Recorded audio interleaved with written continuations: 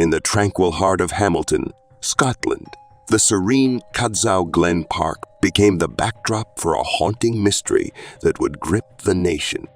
On a chilly November evening in 2021, the lifeless body of 16-year-old Amber Gibson was discovered, hidden beneath a veil of mud and foliage, her clothes discarded nearby. The chilling sight shattered the peaceful facade of this close-knit community. Amber's last moments were shared with her brother, Connor Gibson. The siblings were seen together on CTV, their final selfie posted online capturing what should have been a joyful reunion. Yet, mere hours later, only Connor emerged from the park alone. What happened in those dark, secluded woods? Who could commit such a heinous act against a vibrant young girl brimming with life? And what secrets lie beneath the surface of this seemingly ordinary family encounter? Join us as we unravel the perplexing events leading up to Amber Gibson's tragic demise, delve into the clues, and piece together the fragments of a story that will leave you questioning everything you thought you knew about trust and betrayal. Welcome to Cadzow Glen. Nestled in the heart of Hamilton, Cadzow Glen is a picturesque sanctuary where nature's tranquility reigns supreme. The park, with its winding trails, ancient trees, and gentle stream, offers a serene escape from the bustle of daily life. Birds chirp melodiously from the treetops, while the rustling leaves whisper tales of the past to those who stroll its paths. Families gather for picnics, friends meet for leisurely walks, and children play, their laughter echoing through the glen. But on the morning of November 28, 2021, this peaceful haven was shattered. The discovery of Amber Gibson's lifeless body hidden among the bushes and branches cast a dark shadow over the serene landscape. The park, once a symbol of solace and joy, was now tainted by the horrifying reality of a young life cut tragically short. The tranquility of Cadzow Glen was replaced by a palpable tension as the community grappled with the devastating loss and the unanswered questions that hung heavily in the air. To unravel the mysteries behind this murder, we need to dig deeper into the childhoods of the siblings Amber Gibson and Connor Gibson.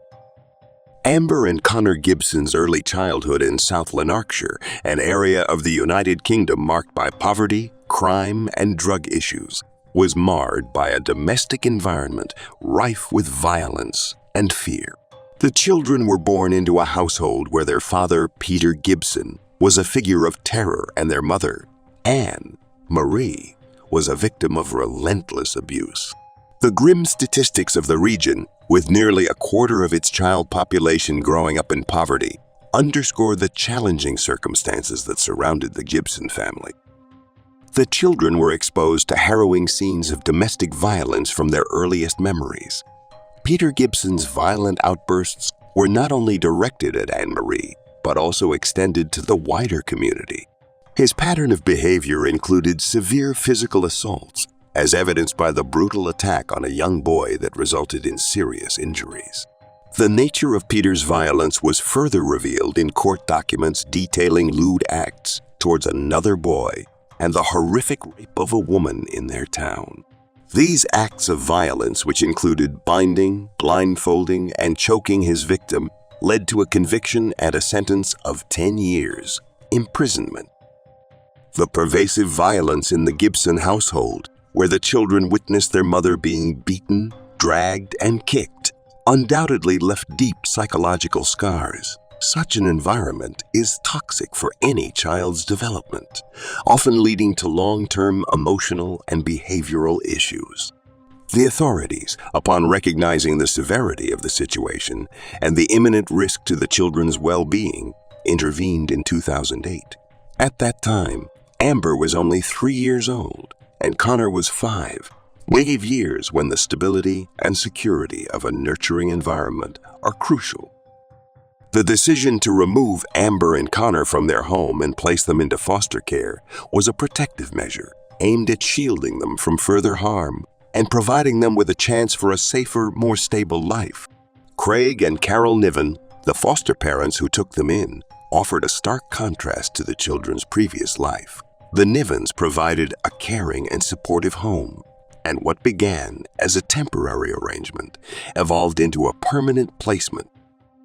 Despite the Nivens' efforts to create a nurturing environment, the deep-seated trauma from their early years could not be easily erased.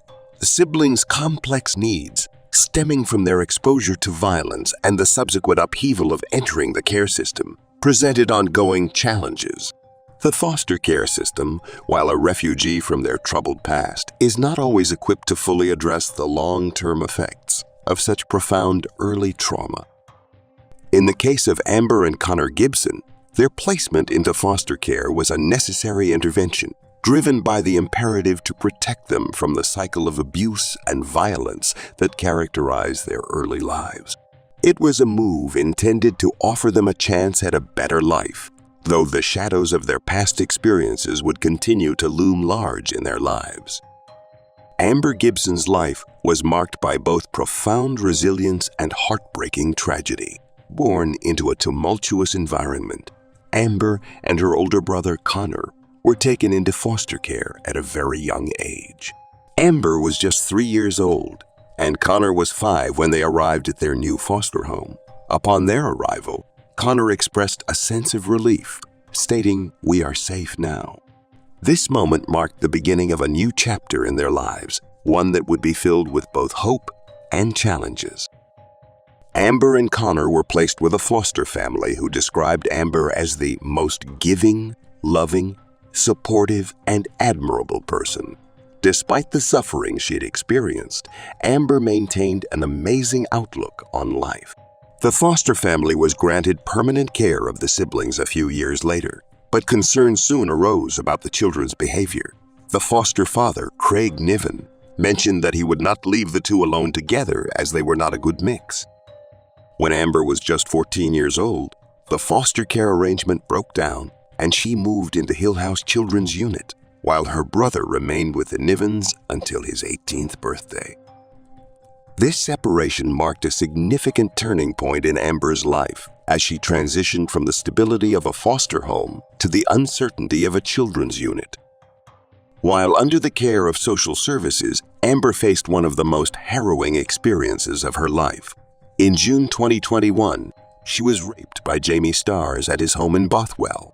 Stars, who was on bail at the time for another sex attack, was later found guilty of the assault on Amber. This traumatic event added another layer of suffering to Amber's already challenging life. Despite the turbulent relationship she shared with her brother, Amber remained a constant presence in his life. Friends and family noted that Amber was looking forward to seeing Connor in the hours before she was killed.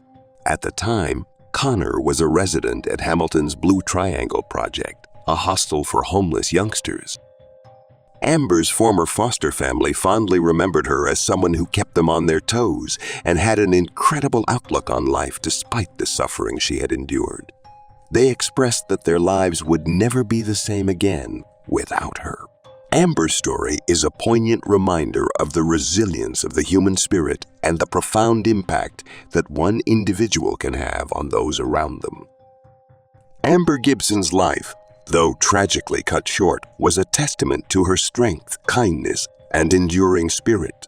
Her journey from a tumultuous home to foster care and eventually to a children's unit highlights the complexities and challenges faced by many children in the foster care system. Despite the hardships she faced, Amber's memory lives on as a beacon of hope and resilience. The tragic case of Amber Gibson's murder was a complex puzzle that law enforcement had to piece together meticulously. The investigation into her death was a blend of forensic science, witness testimony, and digital evidence that ultimately led to the arrest and conviction of her brother, Connor Gibson. The initial breakthrough came with the autopsy performed by Dr. Gemma Kemp. The examination revealed that Amber had suffered multiple injuries, including a fractured nose, swollen brain, and blunt force trauma to her head, which could have rendered her unconscious. However, the cause of death was determined to be strangulation, evidenced by the 8 distinct bruises around her neck. The state of her clothing, with significant abrasions and her underwear being forcibly torn, suggested a violent struggle and possible sexual assault. The next critical piece of evidence was the CTV footage from the night Amber was last seen alive. It showed Amber and Connor walking together towards the park where her body would later be discovered. Importantly, Connor was later seen returning alone, stopping to lean over a fence, a detail that might indicate his attempt to compose himself or dispose of evidence. His actions after returning to his hostel, discarding his clothes in a dumpster, further aroused suspicion. The discovery of Connor's jacket and shoes in his room, which had traces of Amber's blood mixed with mud, was a significant link in the chain of evidence.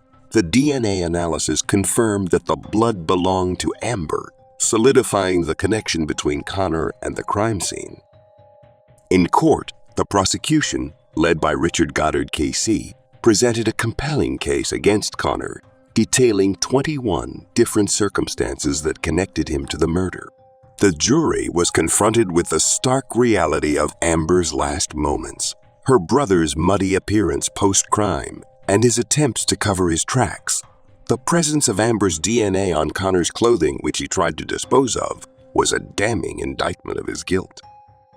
The case was further complicated by the involvement of Stephen Corrigan, who was accused of finding Amber's body and interfering with it. However, the focus remained on Connor's actions and the evidence that pointed to his culpability. The defense, led by Tony Graham KC, attempted to challenge the prosecution's timeline and the certainty of Connor's intent to kill. While acknowledging the assault, they argued that the blunt force injuries inflicted by Connor did not necessarily lead to Amber's death. Despite the defense's efforts, the weight of the forensic evidence, the CTV footage, and the sequence of events that night led to Connor Gibson's conviction. The jury was persuaded by the prosecution's narrative that Connor had not only assaulted his sister, but had also strangled her and attempted to conceal his heinous act. The case of Amber Gibson's murder is a stark reminder of the crucial role that forensic evidence and digital surveillance play in modern criminal investigations. It also highlights the tragic reality that sometimes the greatest danger to a person comes from those closest to them. Connor Gibson's betrayal of his sister's trust and the brutality of his actions left a family and community reeling from an incomprehensible act of violence. The tragic murder of Amber Gibson by her brother Connor Gibson in November 2021 has been the subject of intense scrutiny and an independent review. The findings of this review provide a detailed explanation of why social workers and other professionals involved in their care could not have foreseen the horrific events that unfolded. An independent review conducted by the South Lanarkshire Child Protection Committee concluded that council staff and other professionals could not have predicted Amber Gibson's murder. The review emphasized that despite the tragic outcome, the professionals involved had the health and well-being of both siblings at the core of their work. This commitment was evident even through the challenging times the siblings faced. Amber and Connor Gibson had been known to social services since birth and had received intensive support from various children and family services up until Amber's death. The siblings were taken into care when Amber was 3 and Connor was 5. Their former foster father, Craig Niven, testified that the siblings could not be left alone together because they were not a good mix. Despite this, a decision in 2011 to find an alternative placement for Connor was not acted upon, and they continued to live in the same care placement. One of the critical findings of the review was the absence of a recognized framework to bring agencies together to assess and manage young people who may be displaying harmful sexual behavior. The review recommended that such a framework should be put in place to support early intervention and identify risks. This gap in the system meant that potential warning signs were not adequately addressed, making it difficult for professionals to predict the tragic outcome. Although the review concluded that Amber's murder could not have been predicted, it identified areas for practice and organizational learning. The review called for improvements in the care system, including better coordination among agencies and more robust frameworks for assessing and managing risks. The report also highlighted the need for reforms to address lengthy legal processes and delays that can significantly impact child victims and witnesses. In response to the review's findings, all agencies involved have committed to implementing its recommendations and striving for improvements in the care of children and young people. Professor Suman Sengupta, Director of Health and Social Care at South Lanarkshire Council, acknowledged the distressing circumstances of Amber's death and emphasized the commitment to making necessary changes.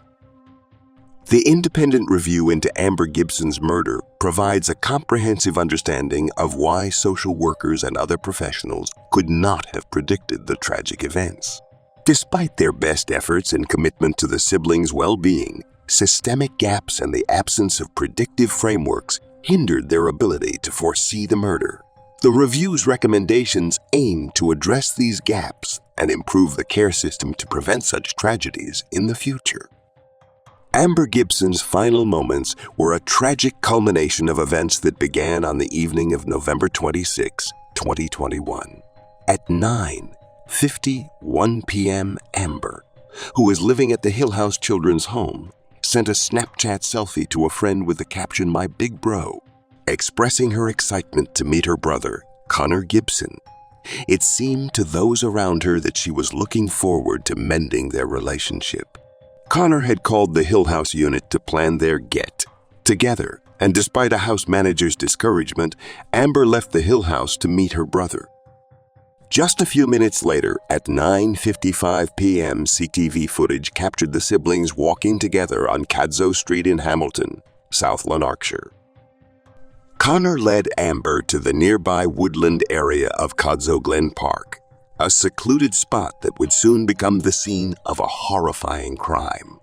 By 11:44 p.m., Connor had brutally murdered Amber. He inflicted blunt force trauma to her head and body, sexually assaulted her, and ultimately strangled her to death.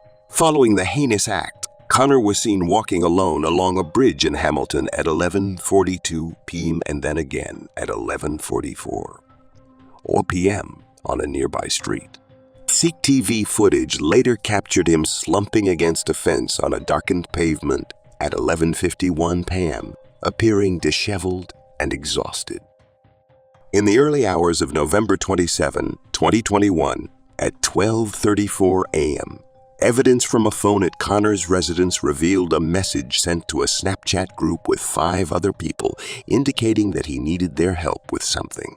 Just 40 seconds later, he sent a message to Amber via the app, asking if she was okay, a futile attempt to cover his tracks. Over the next 2 days, Amber's body lay undiscovered in the southeast Glasgow woodland.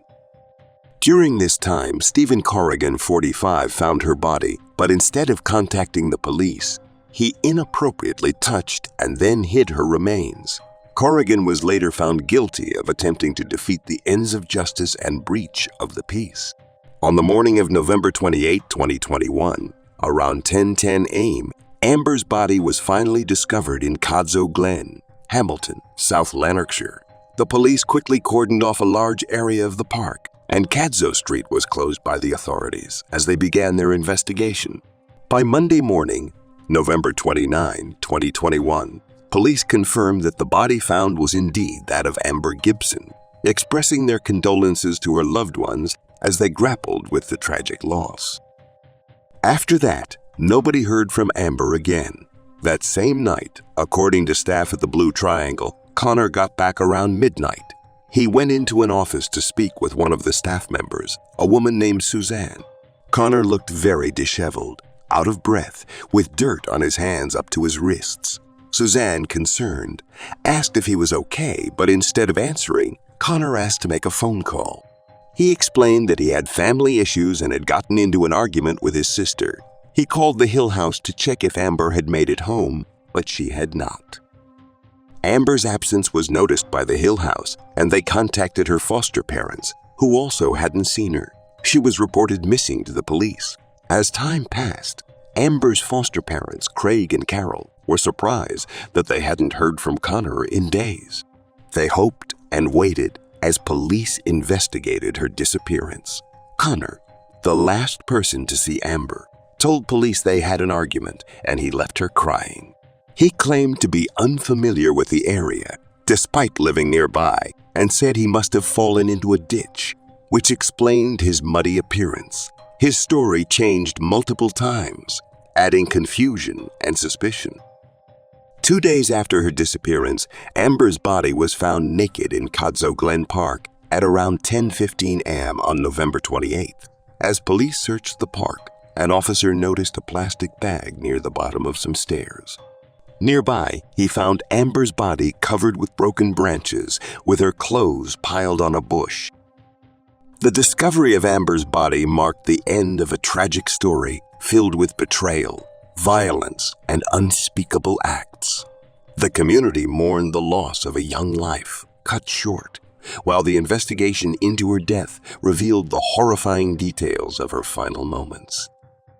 The tragic events leading to the arrest of Connor Gibson began on November 26, 2021, when Amber Gibson was reported missing.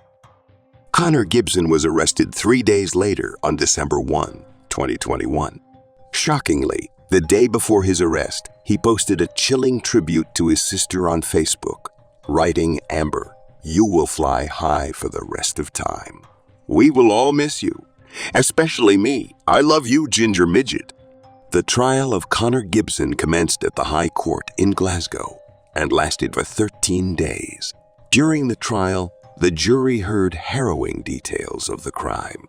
Prosecutors presented evidence that Connor had attacked Amber in Woodland, Removeland, removed her clothes, sexually assaulted her with the intention of raping her, inflicted blunt force trauma to her head and body, and ultimately strangled her to death. Forensic evidence played a crucial role in linking Connor to the crime. Bloodstains on his jacket were compatible with Amber's DNA, and his DNA was found on her forcibly torn shorts, which she wore as underwear. The court also learned about the troubled history of the siblings who had been fostered from a young age. Their former foster father, Craig Niven, testified that the siblings could not be left alone together because they were not a good mix. Despite denying all charges, Connor was found guilty of the sexual assault and murder of his sister. The sentencing took place at the High Court in Livingston. Judge Lord Mulholland described Connor Gibson's crimes as truly evil and emphasized the horrific nature of the attack. He noted that Amber's last moments were spent at the hands of her brother, who she must have trusted. Connor Gibson was sentenced to life imprisonment with a minimum term of 22 years before he would be eligible for parole. During the sentencing, the court also addressed the inappropriate actions of Stephen Corrigan. Corrigan was found guilty of attempting to defeat the ends of justice and breach of the peace and was sentenced to 9 years in prison. The defense attorney for Connor Gibson referenced his client's troubled upbringing, citing emotional abuse and neglect as factors that may have influenced his actions. However, this did little to mitigate the severity of his crimes in the eyes of the court. The case had a profound impact on those who knew Amber. Her foster parents described her as a loving and caring person who had been let down by the system. They expressed their grief and the lasting impact of her loss, stating that life would never be the same.